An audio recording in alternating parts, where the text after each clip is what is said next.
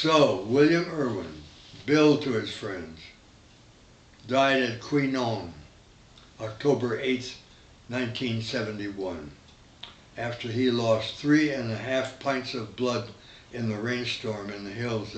But he and his buddies killed 11 Vietnam guys who were in black pajamas and hadn't slept for 3 days, but dug all night to open the tunnel right behind them, and only 1 bowl of rice since Tuesday, and this was Friday.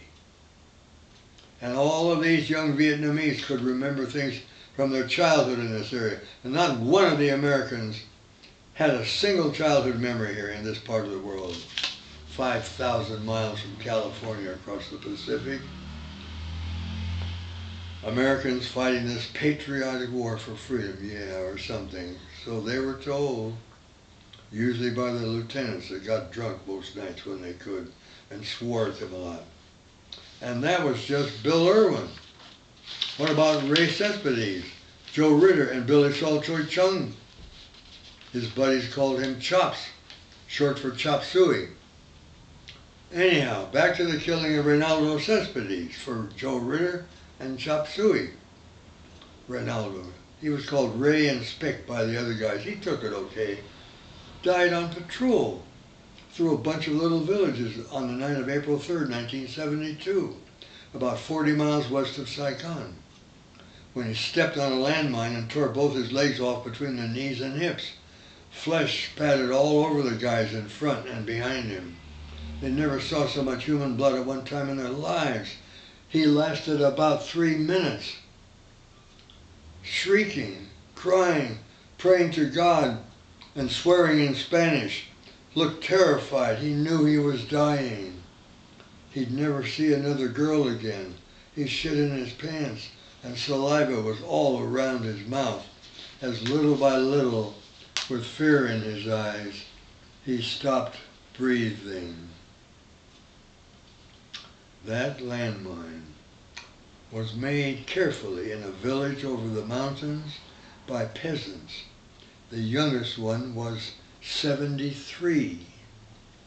Out of their anger at this outrage of foreigners from somewhere who looked so different and were so violent, it was carried with 4 others, that bomb, that mine, in carefully cushioned straw packs held by headbands across the forehead by 5 young girls who also felt terrible sorrow and anger at what was being done to their people and at what a nightmare their lives had become. They had to make explosives themselves in the villages, in the thatched huts that once in a while burned up and killed the whole people making the landmines when one of them went off prematurely. They didn't arrive from Milwaukee or Amarillo in big, sturdy ammunition cases the way they did for our side, and that we all paid for willingly in our taxes because we knew we were fighting communism. For communism, as Eisenhower's Secretary of State John Foster Dulles used to say, communism. At least we knew what we were fighting for, right? Then there was the death of Joe Ritter. He was killed by an American bombardment. 12 B-52s came over that sunny afternoon in May 1969 and dumped 307 bombs on 4 little villages of tiny black-clad communists where the bombardiers couldn't see the target anyway. Even the dirt roads were hard to see. And they'd been off target, that some of these anti-personnel bombs that spray sharp, jagged fragments out horizontally on impact to get a maximum kill, and took care of Joe Ritter and 61 of his buddies, all dead from an American bombardment, and just 4 little villages in the jungle in this godforsaken part of the world. The B-52 crews all had a few beers when they got back to the huge B-52 base, and they laughed and played the jukebox and bragged about what they'd do the next day. They never did know Joe Ritter or what happened to him or the 61 others. One of the 61 others was a brother of one of the B-52 co-pilots, but he never knew either. All he knew was that his folks got a telegram saying his brother Dave had been killed somewhere in Vietnam on the 16th of May, 1969. So that's Bill Irwin, Spic Cespedes, and Joe Ritter. Then we were going to see how Chop Suey died, Billy Sol Choi Chung.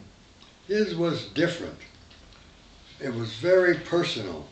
His life ended very personally.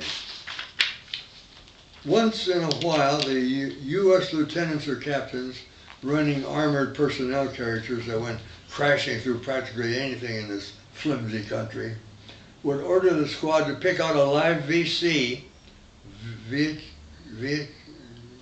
Cong, someone who lived in this part of the world, and preferably in this actual village, tie a rope around his ankles and drag him bouncing on the back of his head till his skull wore through and the brains started coming out. Let me tell you, actual Americans, your sons and brothers did this to Vietnamese. They did this. Maybe not all that often, but they did this. Your sons and brothers did this. Believe me, they actually did this. I know your mind freezes up. You can't believe it. But they did this. Why? Because they were told to drag these Vietnamese behind the troop carriers or tanks. Who told them to? Your sons and brothers told them to.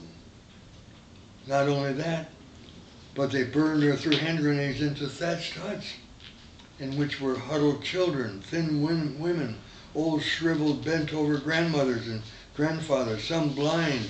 And remember, while doing this, your American soldiers were scared shitless, carrying out such violence in a country they instinctively knew down in their guts they had no business being in. So they had to keep selling themselves on the American crusade over here. Need I remind you of Lieutenant Calley and My Lai? And that genocidal slaughter of men, women, goats, dogs, rabbits, everything that drew breath, all in a great American patriotic orgy? Just lots of fun for everyone, especially for you proud parents and family members of Calley's squad members. Just great, right? But war is war. And these little people, we were told, were communists, and that's the worst kind.